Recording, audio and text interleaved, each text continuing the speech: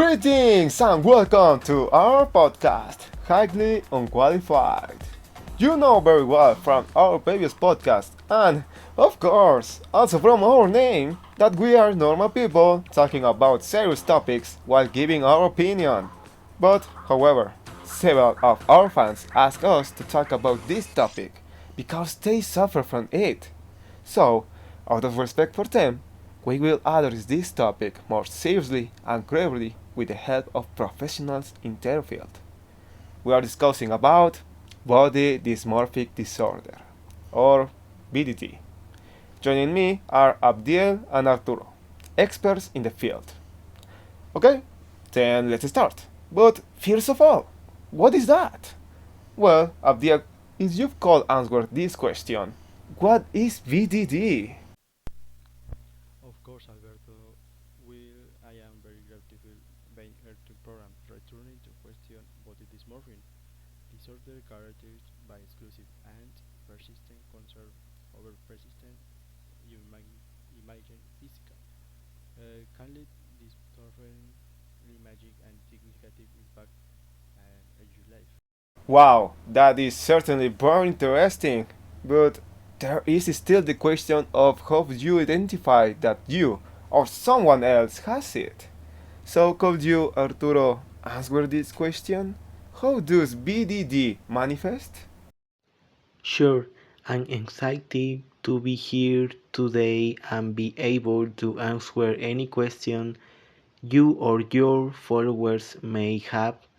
It manifests as excite concern over cycle appearance, leading to compulsive behaviors like excite exercise, restricted eating, or constant pursuit of cosmetic.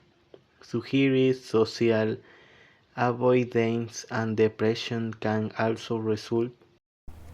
Perfect! Now we know exactly what it is and how it manifests. But we still don't know what caused it. So, what caused BDD, Abdiel? Causes are complex and multifaceted. Genetic, environmental, social, and cultural factors contribute, and of course, unrealistic beauty standards can play a significant role. Oh, of course. No, people don't go around saying they have it, do they? I imagine there must be something or someone who can assure you that you have it. So, how is BDD diagnosed, Arturo? Of course, there is it is not as simple as knowing the symptoms and causes and thinking that you have it. Diagnosis involves and comprehensive clinical evaluation including patent interviews and in some cases family or friends interviews, standardized questionnaires and scales may also be used. Well, now that we know everything that body dysmorphic disorder entails, we want to know what a person with BDD experiences or suffers when they have it. So, we brought two of our fans to answer this.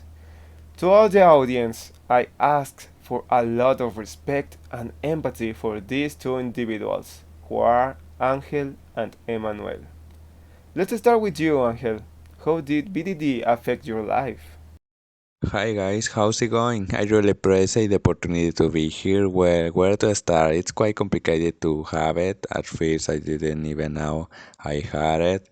Or what is was it just make me feel insecure and miserable. I didn't like something about my body, but I didn't know what it was. I spent hours looking at myself in the mirror, crying myself and making myself feel less, as well as comparing myself to other people, and it's very difficult for me.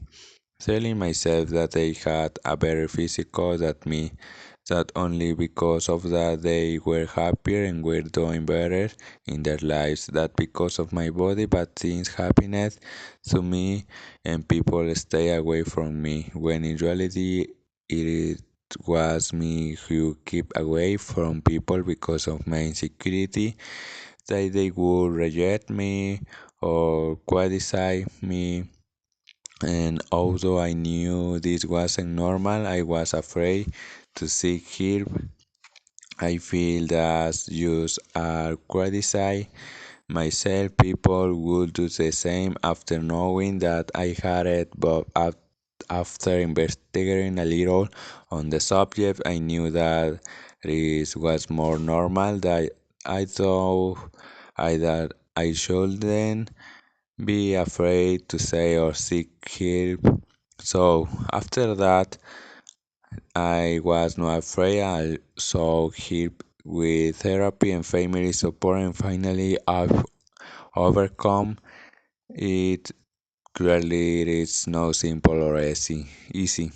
But to everyone who is listening to me and feels the same as me, I want to tell you that you are not alone. Just I found help in my family and with my therapist. You can too. Asking for help does not make you less, nor does it make you a coward. That are very harsh words. It really hurts me to hear your experience. Thank you for those last words of encouragement to the audience. We really appreciate it, and you have all my support. Now, let's continue with you, Emmanuel. How did you feel seeing your daughter struggle with BDD? Thanks for inviting my two-year podcast. Where to start? I am very grateful that my daughter trusted me enough to tell me. She knew something was wrong, but she didn't know what it was, so it was very hard for when I found out that my own daughter had BDD. At first, I didn't know what to do. I didn't even fully understand what it was that she had or what I had to do now. How could I, as a father, help her here? I felt I was helpless at the idea of knowing how to help my own daughter. But after investigation, this further, and thanks to help of professionals such Abdiel and Arthur, who guided me and helped me, we were able to move forward as family. Currently, she is this in therapy and on the road recovery. So the anyone who was family member or friend in this situation, I can only recommend that you never leave them alone in this. It is crucial that they seek help, both professional and moral, and that is where you must be present, willing to help them without cri- criticizing them. That was definitely a very hard thing to hear. I'm so glad your daughter is getting better and feeling better. I hope she can soon feel comfortable in her own body. You are definitely a great father. So, for finish this podcast, Abdiel and Arturo, a question for all our audience who are listening to us. What advice would you give someone who thinks they might have BDD? Seek professional help. Don't feel alone. Cognitive behavioral is therapy and psychodynamic therapy can effectively treat body dysmorphic corporal. I agree with what Abdiel said. It's very important that you seek professional help but also from friends and family. Not being afraid of feeling judged is the first step for the help we provide to be effective. Perfect. Thank you very much for those answers. I'm sure that more than one person in the audience will be helped by everything we said today. So, thank you very much for being here.